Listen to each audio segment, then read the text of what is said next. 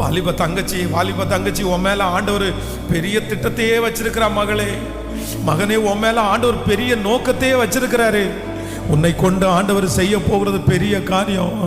உன்னை கர்த்தர் அழைச்சிருக்கிறது பெரிய காரியத்திற்காக. உங்க வம்சத்துல நீ தான் கர்த்தரால் பயன்படுத்தப்படுகிற பாத்திரம்.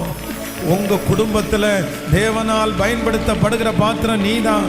உங்க குடும்பத்துல ஆண்டவர் உன்னை ரொம்ப நம்புறாரு. உன் குடும்பத்துல ஆண்டவர் உன்னை ரொம்ப நேசிக்கிறாரு. நீ அறியாததை கர்த்தர் உனக்கு தருவேன் என்று வாக்கு கொடுக்கிறார். உனக்கு எட்டாததை உனக்கு கர்த்தர் தருவேன் என்று கர்த்தர் வாக்கு கொடுக்கிறார். ஓ ஹalleluya.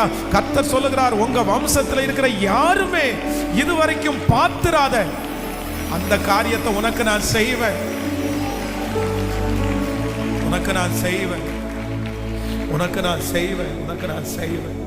ஹalleluya. கைகளை உயர்த்தி ஒரு ஹalleluya.